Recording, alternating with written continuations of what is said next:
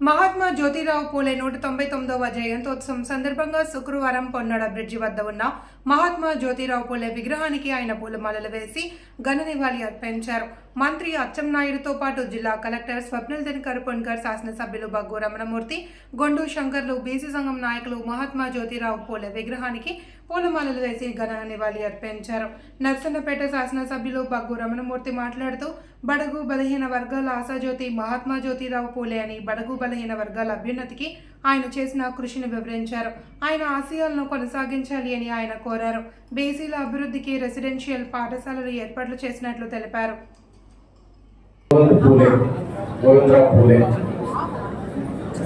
ఈ బడుగు బలహీన వర్గాల ఆశాజ్యోతి ఈ సమాజంలో ఎవరైతే మరి అణగారిన వారు ఉన్నారో, బీసీలు ఉన్నారో వాళ్ళ అభ్యున్నతికి పూలే గారు ఎంతో శ్రమపడ్డారు. అలాగే అన్నిటికంటే ముఖ్యం మహిళలు విద్యావంతులు అవ్వాలనే ఆలోచనతో ఆవేళ సావిత్రిదేవి పూలే,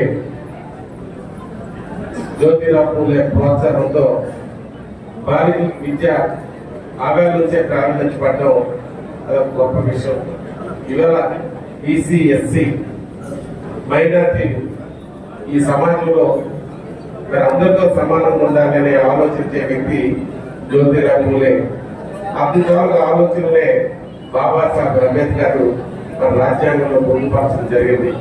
అయితే జ్యోతిరావు పూలే ఆశయాన్ని కొనసాగించింది మన తెలుగుదేశం వ్యవస్థాపకుడు స్వర్గీయ అన్న ఎన్టీ రామారావు గారు. అంతవరకు బీసీల గురించి పట్టించుకునే వ్యక్తే లేదు. బీసీలు అంటే నీ బట్టలు తిన్న వారు బీసీ, నీకు షౌకర్లు చేసిన వాడు బీసీ, నీ పళ్ళకు మోసిన వాడు బీసీ, నీకు పండించిన వాడు బీసీ, కులవృత్తులు చేసిన వారు బీసీ. బీసీ అంటే ఒక గౌరవం కల్పించింది.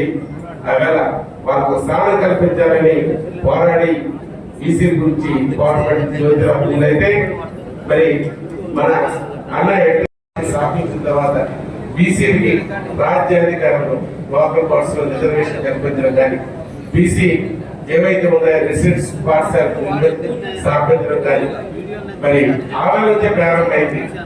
అలాగే అదే స్ఫూర్తితో మన నాయకుడు చంద్రబాబు నాయుడు గారు ఇవాళ ప్రతి నియోజకవర్గంలో జ్యోతిరావు పూలే మరి రెసిడెన్స్ స్కూల్ మన గౌరవ అచ్చెన్నాయుడు గారు బీసీ మంత్రిగా ఉన్నప్పుడు ఈ రాష్ట్రంలో ప్రతి నియోజకవర్గానికి జ్యోతిరావు పూలే రెసిడెన్స్ పాఠశాలలు మంజూరు చేయడం కానీ, అంటే బీసీల అభ్యున్నతికి పాటుపడింది ఆవేళ అన్నంటి రామారావు నుంచి నేడు చంద్రబాబు నాయుడు గారి గర్వంగా చెప్పొచ్చు.